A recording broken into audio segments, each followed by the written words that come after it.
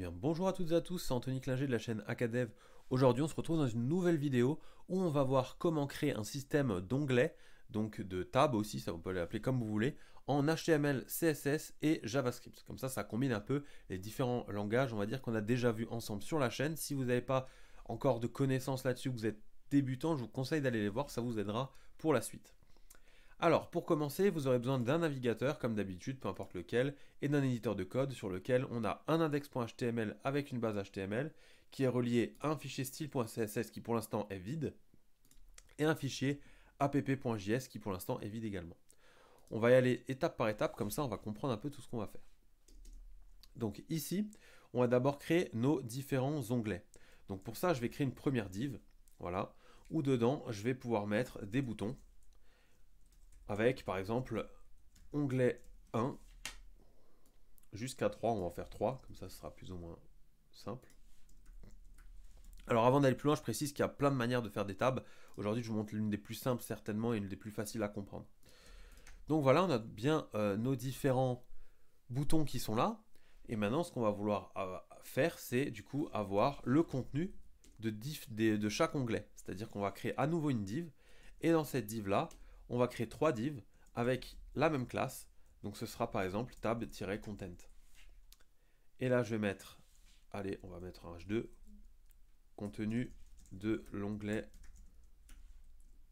1, par exemple, ici. Et on va faire ça 2 fois. Sauf qu'ici, évidemment, on va bien séparer ça en 1, 2, 3. Et du coup, si je rafraîchis, ici, on a bien nos 3 onglets et nos 3 contenus qui sont l'un en dessous de l'autre. C'est-à-dire que maintenant, il ne nous reste plus qu'à mettre une fonction JavaScript là-dessus, et grosso modo, ça fonctionne déjà. Avant tout ça, on va juste rajouter une question de style.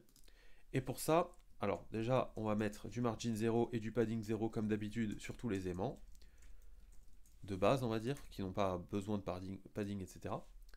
Et enfin, ici, je vais rajouter sur mon body quand même un padding de 30 pixels, comme ça, pas de problème. On n'est pas collé en haut à gauche, en haut à droite, et voilà. Alors, pour mes onglets, on peut déjà envoyer un peu de style. Donc pour ça, on va utiliser par exemple WebKit Appearance, pas animation, pardon, None.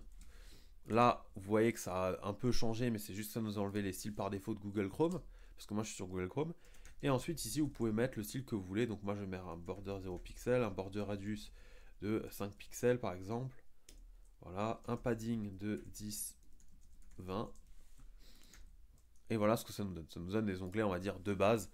Ils ne sont pas incroyables, mais on va dire que ça fait l'affaire pour la vidéo d'aujourd'hui.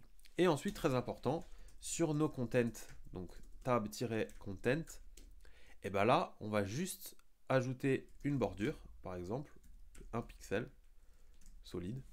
Comme ça, chacun est séparé par une bordure. Et en fait, ce qu'on va faire, c'est qu'on va juste ici faire display none. Voilà, comme ça, à la base, aucun contenu est affiché. Ensuite, sur ma div des contenus, je vais ajouter une classe, par exemple, que je vais appeler mtop10. Bon, ça, vous pouvez même le mettre en style inline, mais c'est juste pour mettre du coup de la margin top de 10 pixels juste au-dessus de ça. Voilà, donc là, ça ne se voit pas. Si j'enlève le none, ici, on a bien un margin entre les onglets et le contenu. Voilà. Donc maintenant, qu'est-ce qu'il nous reste à faire? Il nous reste tout simplement à lier ces boutons au contenu. Pour ça, on va utiliser du JavaScript et du coup, on va créer une fonction qu'on va par exemple appeler OpenTab. Donc pour ça, on ouvre onClick, comme d'habitude, hein, onClick, donc fonction OClick, OpenTab, et c'est là où ça va être important. Étant donné qu'on fonctionne toujours avec des clés de valeur 0 on commence à compter à 0, l'onglet 1 vaut 0. Et du coup, vous avez compris le principe pour les deux autres, l'onglet 2 vaut 1 et l'onglet 3 vaut 2. Tout simplement parce que l'onglet 1, c'est le premier élément du tableau, etc. etc. J'enregistre jusque-là, voilà, pas d'erreur. Je vais dans ma console, on n'a normalement aucune erreur. Voilà. Et dans app, on va déclarer notre fonction qui sera du coup, comment on l'a appelé, OpenTab, qui contient X. Voilà. Donc maintenant, ce qu'on va vouloir dire, c'est que quand on clique sur l'onglet 1, eh ben, il faut que le contenu 1 soit visible. Donc pour ça, ce qu'on va faire déjà dans un premier temps, on va récupérer tous les contents. Voilà, let contents, et là on va marquer document.querySelector all. Et là, on va chercher tab content. Voilà. Une fois qu'on a ça, on va tout simplement faire une boucle for. Voilà. Qui va de i0 à i inférieur à contents.length. Donc ça, je le rappelle, c'est juste pour dire à notre variable i de notre boucle for d'aller de 0 jusqu'au maximum du tableau. Comme ça, il prend bien tout en compte. i++. Et là, qu'est-ce qu'on va faire? On va tout simplement lui dire que sur chaque content, à la base, tu lui mets son style de display à none. Voilà. Et par contre, ici, contents de x.style display block. Alors, je vous explique ce qu'on a fait là. On a donc cherché tous nos contenus via query selector all sur tous nos tab content qui sont juste ici. Donc là, je peux enregistrer. Voilà, ok. Qui sont juste ici, tab content. Voilà, je vais faire une boucle sur mes tab content pour leur ajouter à tous un style display none qui est déjà d'ailleurs par défaut, mais vu qu'on va être amené à chaque fois à changer l'état du style, eh ben, on le réinitialise à chaque fois à .style.display none. Et donc là, à ce moment-là, si je suis ici, tous les contents ont display none. Par contre, ici, du coup, je vais cibler le content x, donc en l'occurrence 0, c'est-à-dire que c'est celui-là de la liste des 3 que je vais cibler. Et je vais dire que tu lui appliques le style display block. Et là, théoriquement, si je rafraîchis, si je clique sur 1, j'ai bien le contenu 1, sur le 2, le contenu 2, et sur le 3, le contenu 3. Et là, vous avez la manière la plus simple pour créer, on va dire, une navigation simple entre des onglets.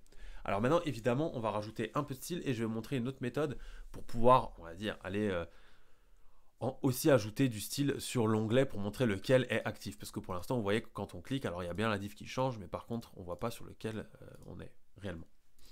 Donc pour ça, qu'est-ce qu'on va faire? Ici, d'abord, on va recréer une variable où là, on va marquer let btns, tout simplement pour chercher nos boutons. On va faire query selector all, et là, en fait, on va chercher nos boutons. OK? Une fois qu'on a fait ça, ici, on va faire dans la même boucle, on peut utiliser la même boucle tout simplement parce que contents est égal à btn en termes de taille, c'est-à-dire les deux tableaux contiennent 3 éléments, hein, 3 onglets, 3 contenus. Donc ici, qu'est-ce qu'on va pouvoir faire dans cette même boucle? On va pouvoir mettre sur btns de i.classList, donc sur sa classe de base, on va lui remove, par exemple, active.